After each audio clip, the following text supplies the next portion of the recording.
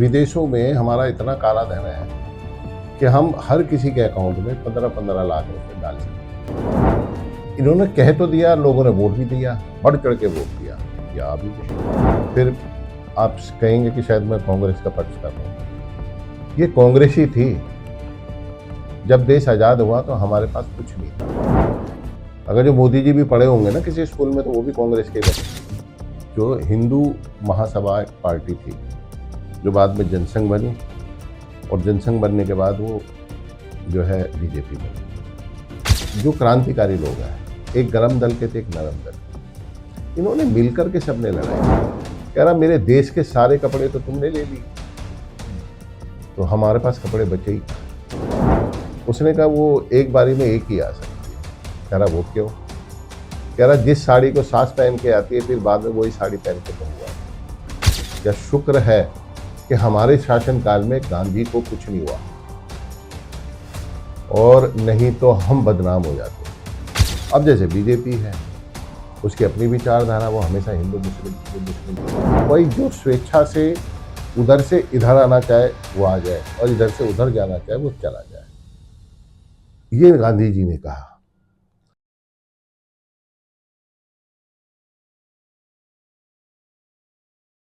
Sir, जैसे social media के आपने बताया कि राहुल गांधी जी ने जो बोला और उसको कैसे गलत तरीके से इस्तेमाल किया गया।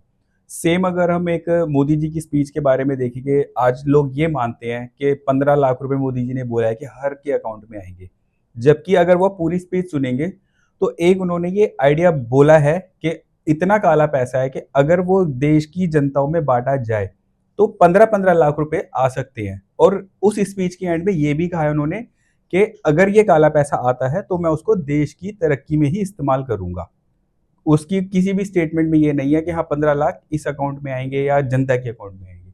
तो ये भी तो हम कह सकते हैं कि मीडिया का काम होता ही ये है कि पॉलिटिकल मुद्दों को गलत तरीके से प्रेजेंट करना। नहीं, एक्चुअली क्या था कि जी मोदी जी ने जब 2014 में उन्होंने ये बात बोली, उन्होंने ये साफ कहा कि विदेशों में हमारा इतना काला धन है कि हम हर किसी के अकाउंट में 15-15 लाख रुपए डाल सकते हैं।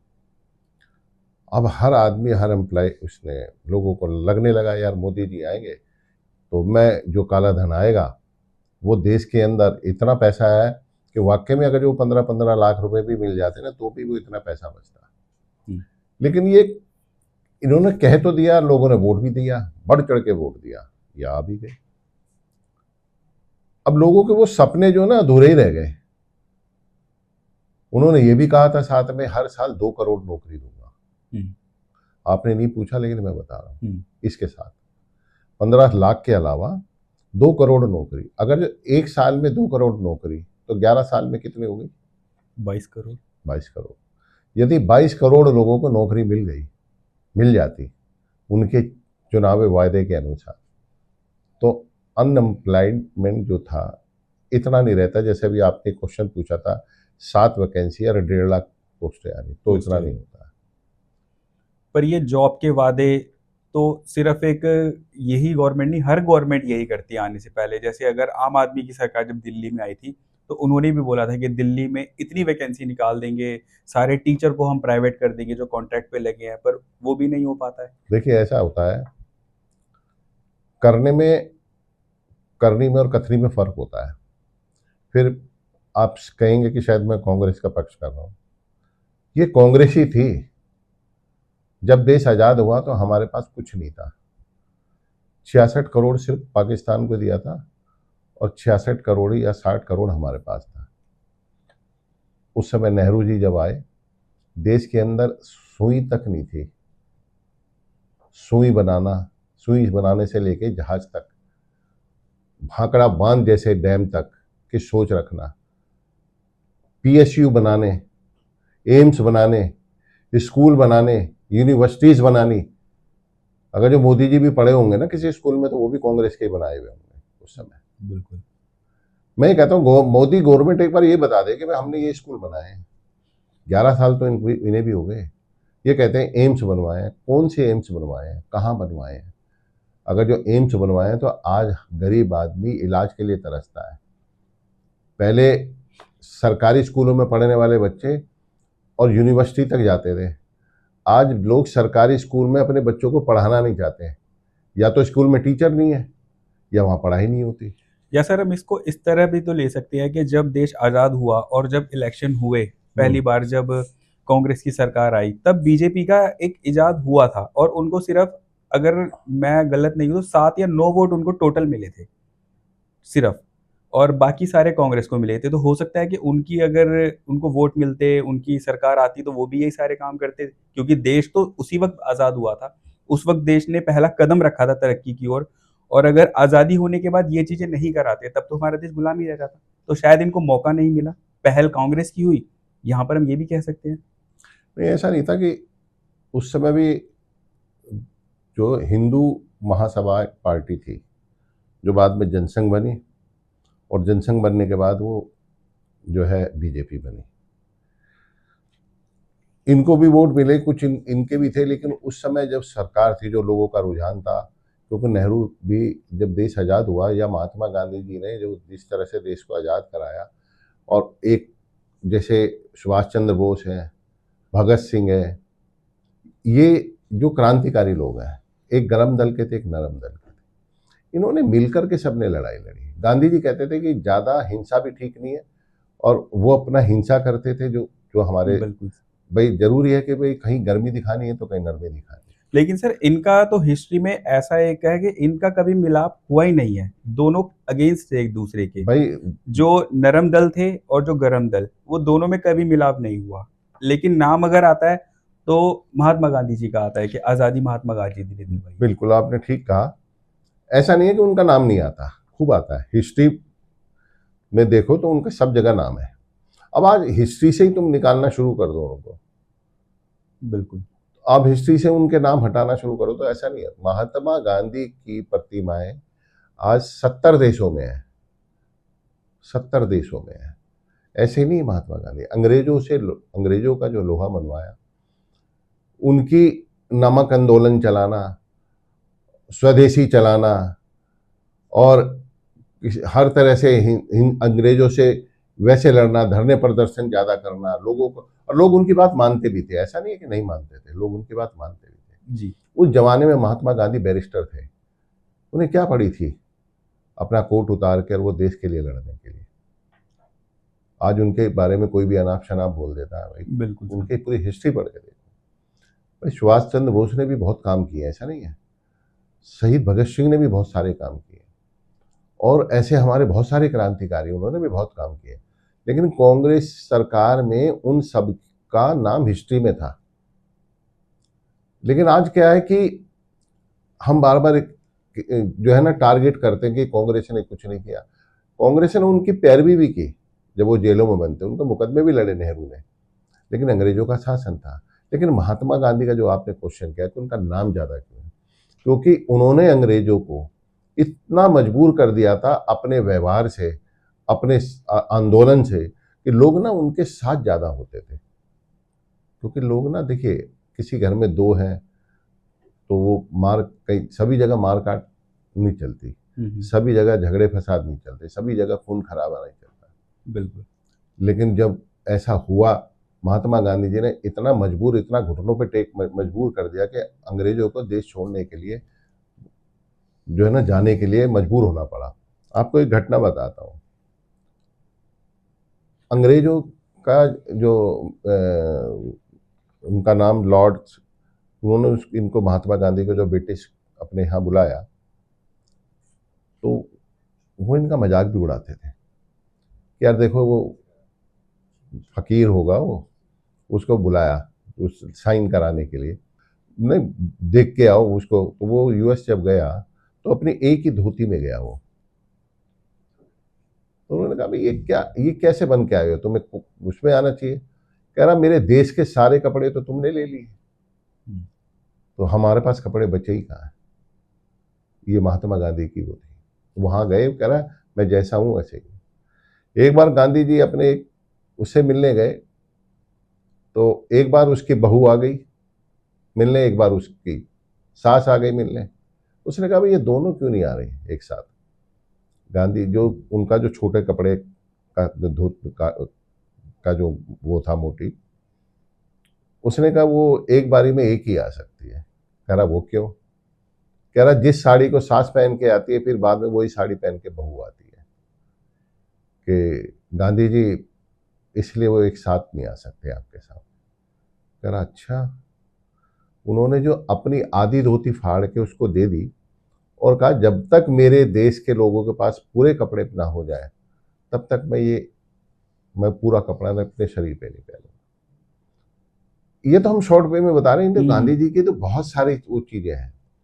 और जब गांधी जी को गोली लगी थी ना, गोडसे ने गोली मारी थी, तब गांधी अंग्रेजों ने ये कहा था उस वक्त, या शुक्र है कि हमारे शासनकाल में गांधी को कुछ नहीं हुआ और नहीं तो हम बदनाम हो जाते। ये वो आदमी है जिसने अपनी आंदोलन से और अपने उससे जो है देश को हमें छोड़ने के लिए मजबूर कर दिया। नहीं ऐसा नहीं, देखो अंग्रेजों, भगत सिंह ने, मैंने अभी एक बात बताई ना कि हिंसा में और अहिंसा में, जब भगत सिंह वगैरह कहीं भी जा करके अंग्रेजों पे गोलियां चलाते थे तो अंग्रेजों ने उनको पकड़ लिया। हालांकि नेहरू ने उनकी पैरवी की, ऐसा नहीं है कि नेहरू भी बैरिस्टर थे, नेहरू ने उनकी पैरवी की, गांधी जी ने भी उनकी पैरवी की, लेकिन क्योंकि शासन ब्रिटिश गवर्नमेंट का था, उनके लोग मारे गए थे, तो इसलिए भगत सिंह को या सुखदेव को उन्होंने अरेस्ट किया। पीछे कई बार उनको छुड़ाया भी गया, मतलब उनके छोटे छोटे उस पर, लेकिन जब उन्होंने एक जगह बम ब्लास्ट करे और वो पकड़े गए, कोर्ट में बम ब्लास्ट किया था, कोर्ट में बम जो ब्लास्ट उन्होंने अपना एक आवाज उठाने के लिए किया था, जिसमें उन्होंने बोला भी था कि ये बम ब्लास्ट हमारी सिर्फ आवाज पहुंचाने के लिए है, कि अगर जो कान में नहीं सुनाई दे रहा है तो उनके कान खोलो। तो सबका रोल अपनी अपनी जगह था, भगत सिंह, सुखदेव का, मौलाना आजाद का, है अहिल्याबाई का, ये सारी बिल्कुल सर, जो क्रांतिकारी लोग हैं सबका अपना अपना एक अलग था। लेकिन ऐसा नहीं है कि गांधी जी का भी रोल अपनी जगह एक फिट था, जो कि अंग्रेजों ने भी माना। ऐसा नहीं है कि इनको डिनाई किया जाएगा, उनका भी अपना जगह था। लेकिन क्या है कि आज की हिस्ट्री में और हमारे टाइम की हिस्ट्री में उसमें सारा कुछ डिटेल हुआ करती थी। अब पता नहीं कैसी, हम तो पढ़ी नहीं बहुत टाइम से, लेकिन जब हम हिस्ट्री पढ़ते थे, वो इतिहास पढ़ते थे, उसमें भगत सिंह का भी था, सुखदेव का भी था, अहिल्याबाई का भी था और मौलाना आजाद का भी था, नेहरू का भी था। सबके बारे में डिटेल लिखी होती थी और कॉलेज में भी होती थी। अब आजकल हर चीज़ तो चेंज हो रही है, उतनी चीज़ें पढ़ा पाती, वो चाहते हैं कि ये सब चीज़ें ज़्यादा फैलेंगी तो लोगों को पूरी बात पता लगेगी, जबकि हमारा इतिहास खत्म नहीं होना चाहिए। जो इतिहास मुगलों का रहा वो भी हमें पता होना चाहिए था और पता रहना चाहिए था। लेकिन अब गवर्नमेंट कहती है भाई पिछले इतिहास को, भाई जब पीछे का हमें नहीं पता लगेगा आज के बच्चों को, तो आगे का क्या जानेंगे? वो तो वही जानेंगे ना जो आज दिखाया जा रहा है। मुगलों का उन्होंने ये दिखाया कि मुगलों को हमेशा ही अच्छा दिखाया है हिस्ट्री में ज्यादातर। आपकी बात अच्छे की बात नहीं है। औरंगजेब के बारे में मैंने पढ़ा है कि भाई औरंगजेब ने पता नहीं 9 बार कितनी लूटा है, लेकिन लूटने के बावजूद उसमें किसी जो है उन्होंने लूटा है और उसकी कोई ऐसी तारीफ नहीं है, लेकिन उस मंदिर मस्जिद किसी के तोड़े नहीं गए। वो सिर्फ गोल्ड वगैरह लूट के ले जाते थे या हीरे जवाहरात होते थे वो लूटते थे। पर उस टाइम तो सर मूर्तियां ही सोने की होती थी ना, मूर्ति भी सोने की होती जो थी, लेके चले जाते हीरे थे। लगे होते थे, जिनकी चांद की रोशनी पड़ती थी तो वो चमकता था, वहां रोशनी होती थी। बिल्कुल। तो वो जरूर लूटे उन्होंने। अब जैसे आजकल है कि हर जगह बुलडोजर चल रहा है, हर जगह वो चल रहा है। अंग्रेज कैसे आए, किस रास्ते से आए, वो भी पता होना चाहिए, और कैसे गए ये भी पता होना चाहिए, किसकी वजह से गए ये भी पता होना सिक्के के दोनों पहलू पता होने चाहिए, ऐसा नहीं कि एक चाहिए। पहलू दिखा दिया और पीछे क्या है। हाँ, वो गलत चीज वो नहीं होनी चाहिए। जैसे सरदार पटेल के बारे में कई बार हम सुनते हैं, तो लोगों को अधूरा ज्ञान बताया जा रहा अधूरा, है। वही सरकारों को ऐसा नहीं करना चाहिए, सिक्के के अपने फेवर के बता दिया। नहीं और बताना चाहिए। ये क्या है कि सरकार दूसरी पहले की सरकार को बदनाम करने के लिए दूसरी वो ये सब चीजें ये कर रहे हैं, जो ये गलत है। झूठ बहकाना, झूठ फैलाना, क्योंकि आज झूठ की राजनीति से हमारे बच्चों का जो ज्ञान है वो अधूरा ज्ञान रह जाएगा, वो सच्चाई की तरफ नहीं जा पाएंगे, जो गलत है। जो अच्छा सर, आप जैसे बहुत टाइम से कांग्रेस में है, काफी लंबे टाइम से, तो कोई आपका पर्सनल लालच है कांग्रेस से जुड़े रहना? देखिए, कांग्रेस में रहने का मकसद ये नहीं कि मेरा कोई लालच है। एक विचारधारा होती है किसी भी पार्टी की। बीजेपी की अपनी आइडियोलॉजी है, कांग्रेस की अपनी है। तो एक विचारों के साथ चलता है कि भाई मुझे इस पार्टी के विचार ज़्यादा परफेक्ट है।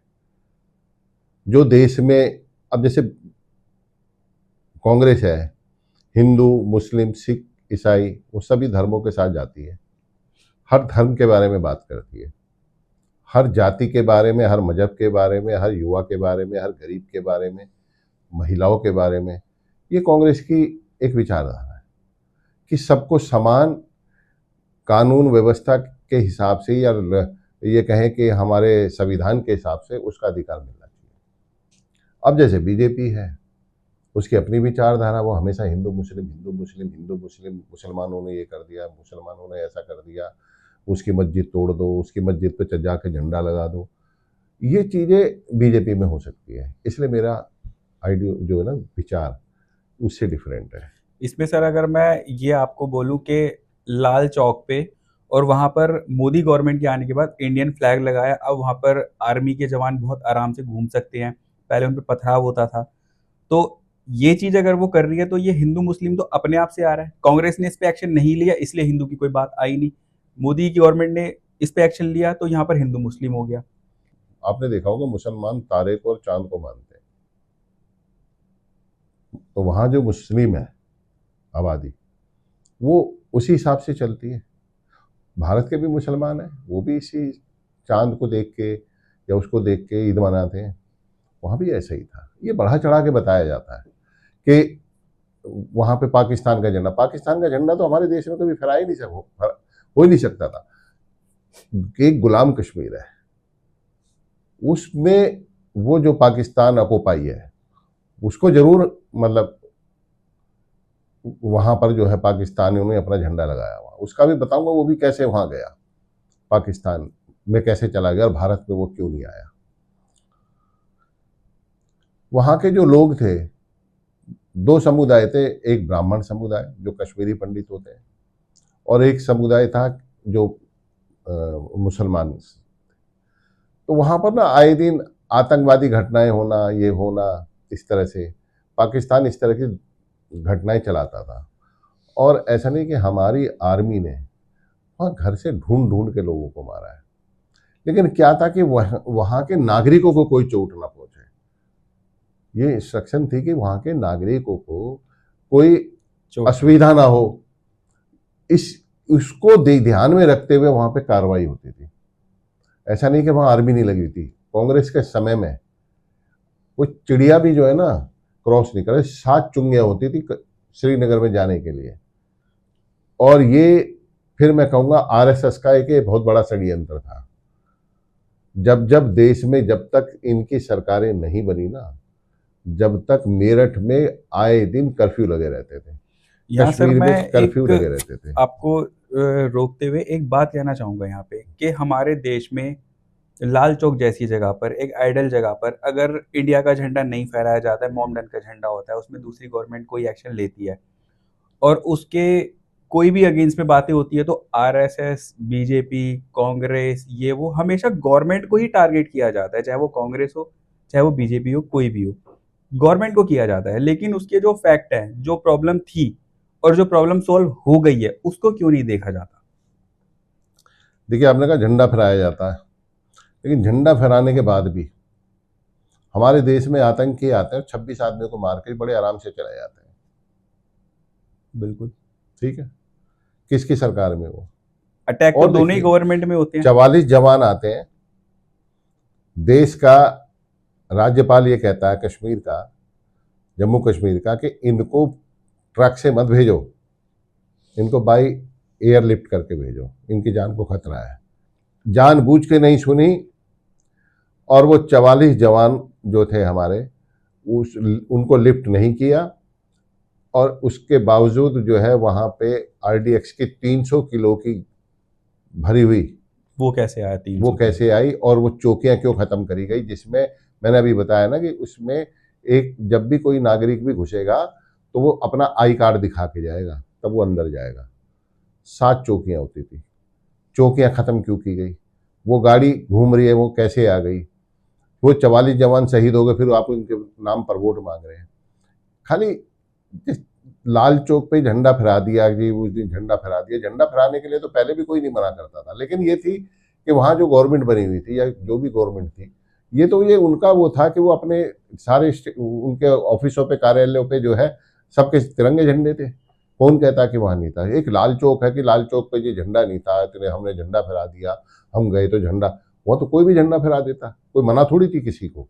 लेकिन जितने सरकारी नहीं, वहां कार्यालय, पर ये मोमडन्स का झंडा ही वहां पर हमेशा रहता है। इंडिया का जब भी झंडा है वहां पे या तो पथराव हुआ है या फायरिंग हुई है। बल्कि वहां पर कितने केसेस ऐसे हैं कि लोकल टूरिस्ट अगर घूमने गया लाल चौक पे तो उसके ऊपर भी फायरिंग हो गई है। वहां पर कोई घूमने नहीं जाता था, लेकिन आज की डेट में वहां पर अब नॉर्मली भी नॉर्मल घूमने जा सकते आपने देखा होगा कि पहले वहां नागरिक सुरक्षा बहुत ज्यादा होती थी। आज क्या है, मैंने अभी आपको बताया ना, 28 क्या नाम लोगों को मार दिया, आतंकी आए, नाम पूछ रहे हैं, ये मुसलमान ने गोली मार दी, उसका 44 जवान है वो शहीद हो गए। पठानकोट का हमला होता, ISI आके वहां सर्वे कर रही है। जितने भी बड़े हमले हुए, हमारे यहाँ 26/11 का हमला हुआ था, आतंकियों को ढूंढ ढूंढ के मारा था उस वक्त की सरकार ने, मनमोहन के, और गृह मंत्री ने इस्तीफा तक दिया था कि भाई ये मेरा फेलियर है, जब वो हमला हुआ था 26/11 का। इनके यहाँ तो कहते हैं हमारे यहाँ तो इस्तीफे ही नहीं होते। 26/11 का जो अटैक हुआ उसमें उनको मारा गया क्योंकि वो घूम रहे थे लोकल स्टेट में ही पकड़ के भाई 26/11 एक हमला हुआ था बम्बई में, हाँ, बम्बई में, मैं उसी की बात कर रहा हूँ। वहीं होटल के अंदर। हाँ जी, ताज होटल के अंदर मैं उसी की बात कर रहा हूँ। वो 26/11 होटल में भी हुआ था और कई लोकल जगह भी हुआ था, कई लोकल रेस्टोरेंट में भी हुआ था जहाँ पर फॉरेनर थे उनको मारा गया था। और उनको ढूंढ के मारा, ऐसा नहीं था कि वो तो बस ओपनली घूम रहे थे, वो आए थे कि हम मरेंगे और मारेंगे। और और और इसीलिए वो मारे भी गए। लेकिन अगर हम मोदी सरकार की बात करें तो उन्होंने कितने पाकिस्तान पे अटैक करे, मोदी की गवर्नमेंट ने कितने सर्जिकल स्ट्राइक किए, उसके बाद सिंदूर का किया एक मिशन जो पाकिस्तान में जाकर के किया, तो ये भी तो है। आप एक बात बताइए, मोदी अगर जो खांसता भी है तो कैमरे पे आ जाता है, लेकिन उस समय की सरकारें फोटो खिंचवाने में विश्वास नहीं रखती थी। ये फोटो खिंचवाने का चलन तो 2014 के बाद पता लगा कि ऐसा भी होना चाहिए था। तो क्या सर्जिकल स्ट्राइक मोदी के टाइम में हुई है? गलत। पता नहीं कितनी सर्जिकल स्ट्राइक हमारे उस वक्त की जो है सरकारों ने की है, लेकिन उन्होंने ये क्रेडिट नहीं है कि उन शहीदों के नाम पे वोट मांग लो, उन शहीदों के नाम से ये कर दो, या जी वहाँ पथराव हुआ या उनके ऊपर कोई कार्रवाई नहीं होती थी। ऐसा नहीं कि कार्रवाई नहीं होती थी, आर्मी उनके साथ भी, मतलब आपको मैं क्या बताऊं, सिर्फ कैमरों में के लिए मना थी। इनके टाइम में वो पत्थरबाजी दिखाते थे ना, जब से ये सरकार आई थी। कांग्रेस के समय पत्थरबाजी कभी दिखाई नहीं गई। अगर जैसे आजकल बोलते हैं कि गोदी मीडिया, बिल्कुल ठीक। तो 2014 से पहले तो मोदी की कोई सरकार नहीं थी, तो मीडिया भी ऐसे नहीं थी। तो अगर सर्जिकल स्ट्राइक हुए हैं या वहाँ की आर्मी को इतनी फ्रीडम थी, वो कभी न्यूज में, कभी मीडिया ने क्यों नहीं दिखाया?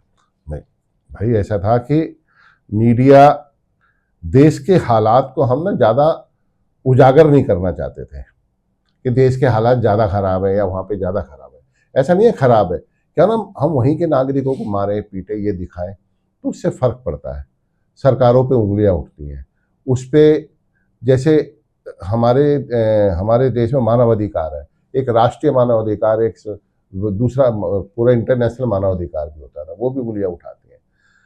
तो इन चीज़ों से बचने के लिए सरकारें जो है ना ये चीज़ें दिखाती नहीं थी। ऐसा नहीं था कि कश्मीर में इतने साल लोग रह गए या कम कश्मीरियों को स्थापित भी किया गया, दिल्ली में भी स्थापित किया गया, जो कश्मीर है उनको सुविधाएं दी गई है और उनको सस्ता राशन दिया जाता था तो उस समय।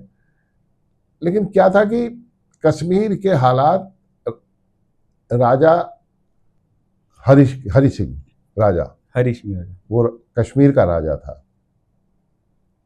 हमारे हाथ से जो कश्मीर गया ना, जो लोग कहते हैं कि कश्मीर हमारा होता, हमारे हाथ से जब गया था, जब जो राजा थे उन राजाओं को जब स्टेट सारे विलय हुए तो कुछ राजाओं ने तो कहा कि हम पाकिस्तान की तरफ जाएंगे, कुछ राजाओं ने कहा भाई जब देश का बंटवारा हुआ तो जो कश्मीर का हिस्सा था तो आधा तो हमने ले लिया था, लेकिन जो राजा हरि सिंह के पास था, उस राजा हरि सिंह ने जो है अपने आप को स्वतंत्र घोषित किया।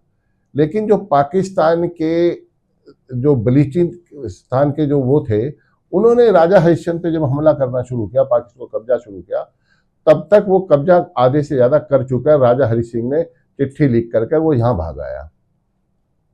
तब भारत की सेना ने जो है ना, तब तक वहां पे हम खड़े नहीं हो सकते थे। जो सच्चाई है, हम वहीं तो जाएंगे जहां हमारा बॉर्डर है। तो राजा हरि सिंह ने उस वक्त अगर जो पहले से कह देता कि मैं भारत में विलय होना चाहता हूं, तो हमारी सेना वहां खड़ी होती, आज वो कश्मीर हमारे पास होता। जो ये कहते कि पटेल होता, पटेल ये होता, बेचारा पटेल तो 50 में ही चला गया था। जो पटेल जिंदा होता तो जब भी हम उस तरह से उसको खींच सकते थे। 47 के बाद कुछ राजा ऐसे थे जिन्होंने अपने आप को विलय करने से मना कर दिया था। और जब राजा हरि सिंह ने, जो कश्मीर आज पाकिस्तान के पास है, उस कश्मीर पे उसका हरि सिंह का राज था, तो उसको जब ये लगने लगा मैं अब तो ये पाकिस्तानी बलूचे मुझे मार देंगे, तब वो छोड़ के भागा। उसके बाद उस बॉर्डर पे हमने अपनी सेना लगाई है, जब उसने चिट्ठी लिख के हमको दिया। कभी देखना, सर्च करना नेट पे। इसलिए वो कश्मीर भी हमारे पास रह गया थोड़ा, और कुछ उन्होंने कब्जा कर लिया था, क्योंकि उस वक्त सबकी स्थिति ज्यादा अच्छी नहीं थी। इनको फंड मिल रहा था वहां से, अंग्रेजों से, पाकिस्तान को, क्योंकि जिन्ना भी राष्ट्र प्रधानमंत्री बनना चाहता था, और क्या बोलते इधर से भारत में। लेकिन भारत और पाकिस्तान की जो जो वो थी, क्या बोलते हैं, हम ना अपने देश को, अगर जो देश जिन्ना चलाता, हम मान लो जिन्ना को दे दिया, तो जिन्ना अपने हिसाब से चलाता, जो सही नहीं था। नेहरू ने अपने हिसाब से चलाया, जो आज देश में है। बंटवारे का मेन कारण ये था कि उस वक्त जो आरएसएस के जो वोलकर वगैरह थे, ये सारे थे, इन्होंने वो पैरवी की कि हाँ बंटवारा कर दो, क्योंकि मारकाट और बहुत ज़्यादा हो रहे थे। क्योंकि अंग्रेजों ने जो बीच में सगुफा छोड़ के चले गए कि फूट डालो शासन करो वाला, उधर से जिन्ना से कह दिया, उधर से यहाँ की जो हमारी हिंदू महासभा थी और कांग्रेस की वो थे, जो क्रांतिकारी लोग थे सारे, उनको कह दिया। तो बंटवारे का समर्थन ना तो कभी नेहरू ने किया, ना कभी गांधी ने किया। लेकिन जब बंटवारा हुआ तो गांधी जी ने ये कहा, भाई जो स्वेच्छा से उधर से इधर आना चाहे वो आ जाए, और इधर से उधर जाना चाहे वो चला जाए, ये गांधी जी ने कहा। और जब ऐसा हुआ, इधर के उधर आ गए, उधर के उधर, तो आज भी बहुत हिंदू लोग वहां रहते हैं, नहीं आए छोड़ के। आज बहुत अब जो मुसलमान यहाँ के हैं वो यही रह गए।